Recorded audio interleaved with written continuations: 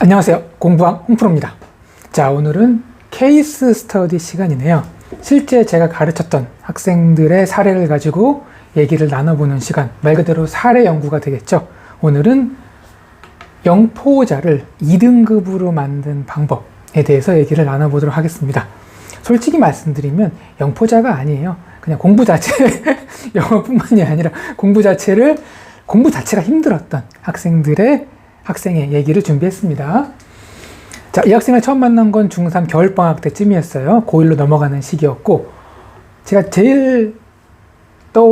가장 먼저 떠오른 게 잠이 너무 많았습니다. 어느 정도로 많았냐면 아침에 못 일어나요. 그래서 부모님이 깨우다 너무 잠이 많으니까 부모님이 그래, 네가 직접 늦게 일어나서 학교에 가서 혼나봐라 하고 내비둬 버렸어요. 그랬더니만 부모님은 이제 다 맞벌이니까 일하러 나가셨죠. 들어와 보니까 애가 아직도 자고 있는 거야. 그러니까 아침부터 밤까지 계속 잔 거야. 이 정도입니다. 그러니까 우리가 보통 잠이 맞는 그런 수준이 아닌 거예요. 그리고 공부하는 속도가 좀 느렸어요. 뭐 하라 그러면은 이렇게 손 쓰는 것도 느리고 이해하는 것도 느리고 외우는 것도 느리고 아무튼 다 느려요. 예. 보고 있으면 답답하기도 하고 좀 그렇게 빠릿빠릿한 친구는 아니었다. 근데 강남권 고등학교를 지나가게 됐어요. 저 일부러 간 건 아니고 그 지역을 살다 보니까 이렇게 뭔가 좀 점점점 공부하기 힘들어지는 그런 상황으로 학생이 이제 가게 되었습니다. 그동안 이제 아이가 이런 환경이다 보니까 부모님이 손을 놓고 있었던 게 아니에요. 다 시켜봤게 좋다는 거. 거기 대치동에 얼마나 많은 사교육 인프라가 있습니까? 과외도 시켜봐, 인강도 해봐봐, 일타 선생님 학원도 들어가봐, 다 했는데 효과가 없었습니다. 그래도 아이 성격이 스트레스 받거나 하지 않았어요. 해맑게 웃었어요. 제가 해맑게 웃었다는 표현을 했는데 되게 완화해서 표현한 겁니다. 무슨 말씀인지 아시죠? 해맑았습니다. 이렇게 웃더라고요. 그래서 이제 저한테 마지막으로 지푸라기를 잡는 심정으로 어떻게 수소문을 해서, 그때 정확히는 모르겠는데 어머님이 입장을 보고 온 게 아니라 소개로 온 것 같아요. 제가 딱 봤을 때 아이가 영어적으로 제일 시급한 게 어휘력이었어요. 단어를 몰라. 너무 몰라. 아니, 단어가 안 되니까 독해를 학원, 문법을 학원, 이게 다 의미가 없는 거예요. 그렇지 않습니까? 그러니까 뭐 학원이나 과외나 인강이나 다 의미 없는 걸 하고 있었던 거예요. 제가 뭐 균형 잡힌 공부를 해야 된다고 말씀을 하는데, 저는 사실 균형 잡힌 것보다 더 중요한 게 있어요. 지금 필요한 거에 집중해야 된다는 게 제 어떤 학습 교육 모토입니다. 아니, 좀 당장 부족한 게 있는데 빨리 해서 그거를 채워야지. 보면은 이제 이렇게 균형 잡힌 공부를 하게 되면은 이도 저도 아니게 됩니다. 단어도 조금 외우고 듣기도 조금 하고 문법도 깔짝대고 독해도 조금 하고, 사실 다 안 돼요. 실질적으로. 그래서 기초가 부족한 친구들이 학원 가면은 생각보다 실력이 안 느는 겁니다. 제가 누구보다 잘 알고 있습니다. 학원 운영해 봤으니까. 그러니까 학원이 오면은 단어만 암기시킬 수가 없잖아요. 단어도 하고, 듣기 테스트도 보고, 문법 수업도 듣고, 독해도 하고, 이렇게 짜임새 있는 구색이 맞춰야 돼요. 근데 이거는 어느 정도 실력이 있는 학생들이 그걸 유지하는 데는 되게 좋아요. 근데 이렇게 기초가 완전히 없는 친구들은 지금 듣기 있는 단어도 모르는데, 문법은 고사하고 기본적인 문장도 못 읽는데 이렇게 시킬 수밖에 없다는 그런 또 구조적인 한계가 있습니다. 그래서 저는 단어에 몰빵했어요. 야, 너는 일단 단어만 외우자. 어차피 내신에는 미련이 없었어요. 왜? 흔히 말하는 깔아주는 학생. 본인도 뭐 인정을 합니다. 저는 그냥 깔아줍니다. 네. 이미 경쟁할 수 없는 그 실력 차이가 벌어져 있기 때문에 내신은 그냥 깔끔하게 7 나오나 8 나오나 9 나오나 쓸 수가 없잖아요. 자, 이 학생은 어휘력을 올리지 못하면 영어는 안 될 거였습니다. 그리고 아까 얘기했잖아요. 영어뿐만이 아니라 공부 자체가 힘들었기 때문에 수학은 뭐 얘기 안 해도 아시죠? 국어도 만만치 않아요. 그러니까 이 학생의 영어의 실패는 대입의 실패를 의미하는 거고, 단어를 못하면 영어가 안 되는 거니까 단어를 외워서 영어 실력이 좋아지면은 대학교가 보이는 거고, 단어를 못 외우면은 결국 대학교는 못 가게 될 상황이었습니다. 제가 판단하는 건 그랬습니다. 자, 단어를 무한 반복시켰습니다. 또 외우고 또 외우고 또 외우고. 잠이 많다 그랬잖아요. 단어 시험을 보다가 자더라고요. 혼내지 않았습니다. 졸린 걸 어떡해. 깨워서 시켰죠. 깨웠더니만 이렇게 종이가 얼굴에서 찌익 떨어지는데 여기 침을 흘려놔가지고 단어가 다 젖었어. 다시 뽑아줬어요. 다시 해라. 화내지 않았어요. 화내면 제가 오래 못 버티거든요. 화내면 지는 겁니다. 그래도 이 아이가 유일한 장점이 있었어요.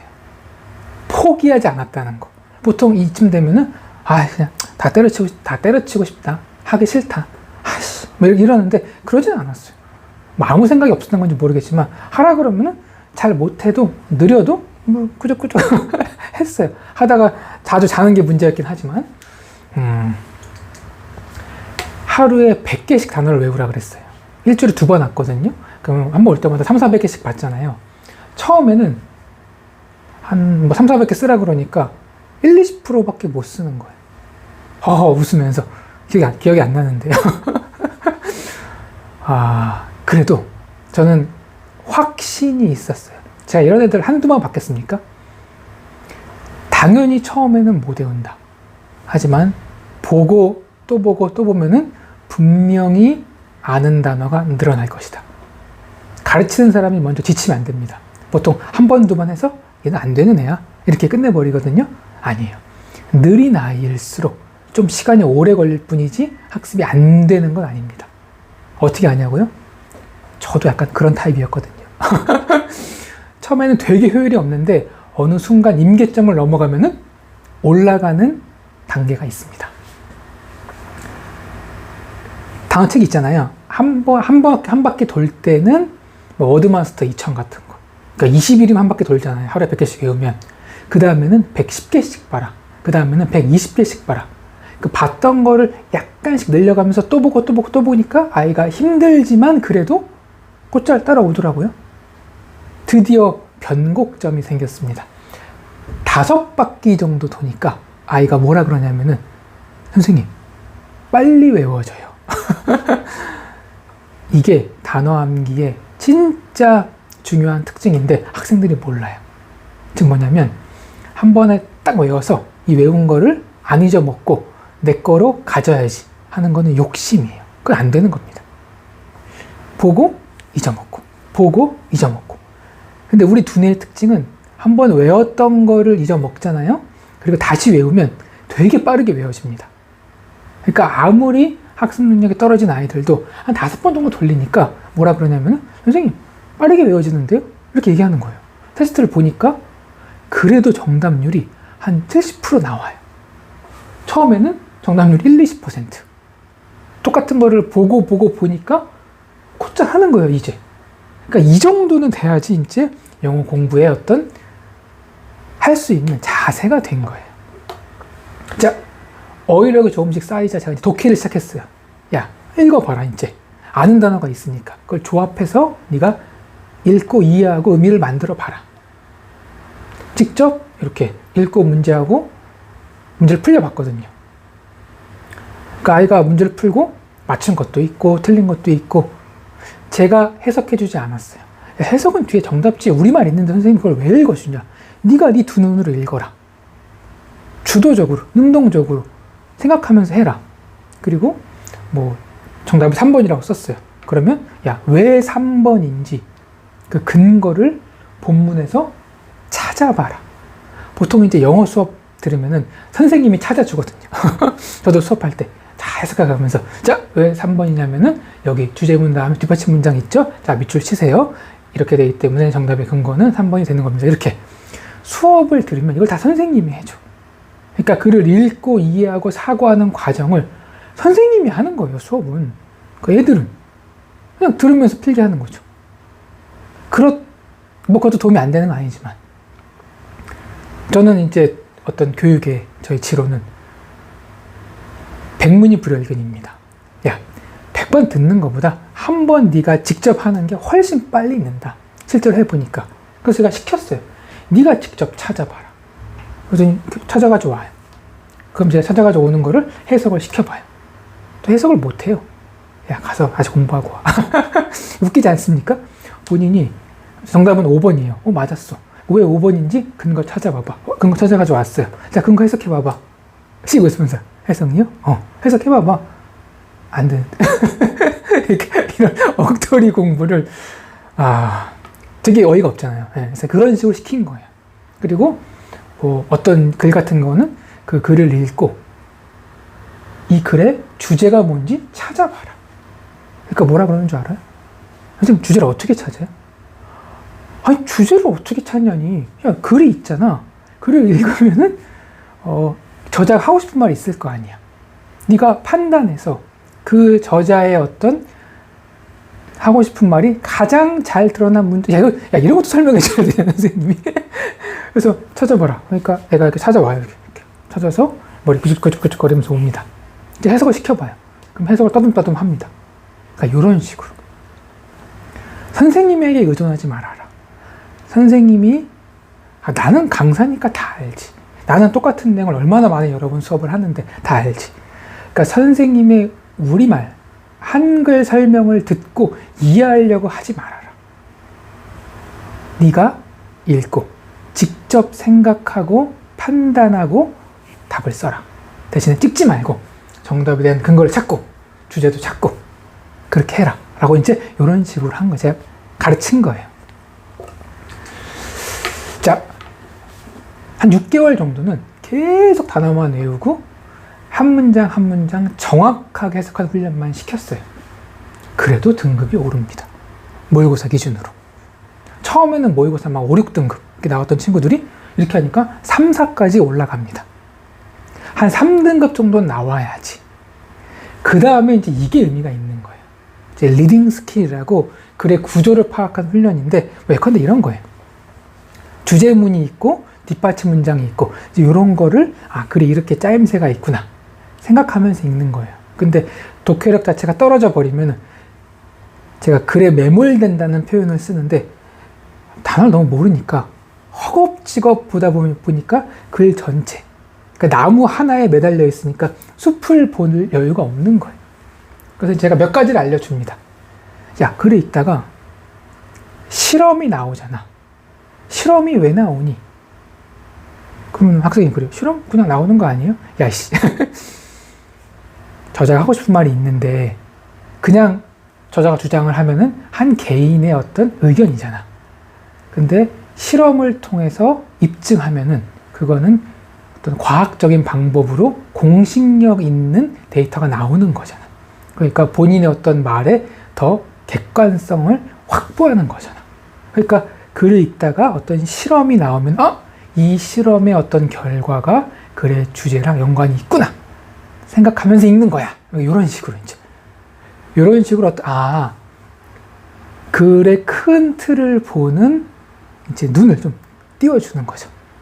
제가 이제 이런 수업을 하는 게 온라인의 단어 독해 특강이라고, 단독 특강이라고, 그런 걸 이제 이런 걸 하는 겁니다. 단어도 암기시키고 한 문장 한 문장 단문 독해도 하고 이제 이런 글을 보는 팁도 알려주는 거예요. 그 학생에게도 이제 알려줬어요.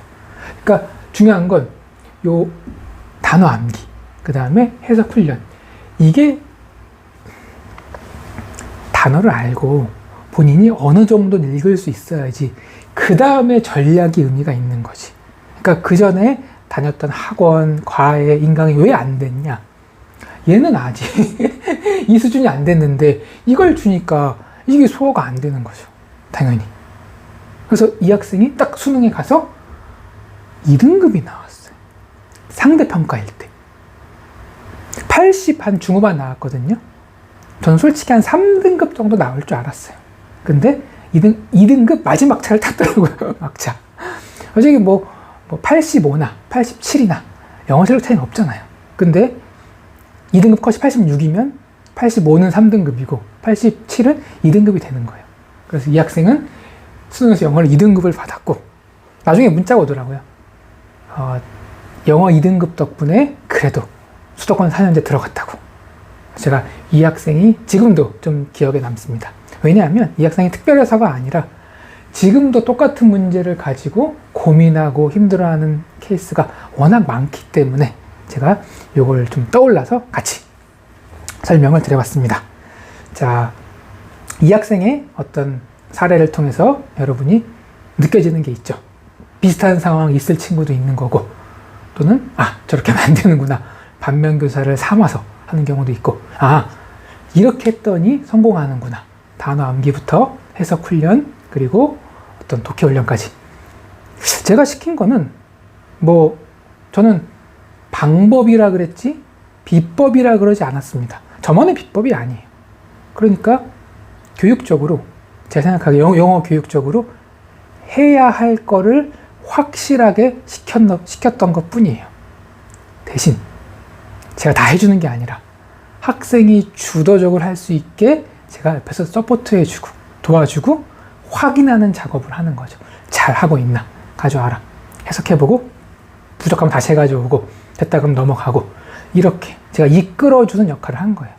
그래서 영포자가 2등급까지 올라갈 수 있지 않았나, 제가 나름대로 그렇게 판단을 해봅니다. 물론 학생이 열심히 했기 때문에 올라온 거죠. 자, 그럼 오늘 케이스 스터디는 이렇게 마무리하고 다음 시간에 더 유익한 내용으로 찾아뵙겠습니다. 감사합니다.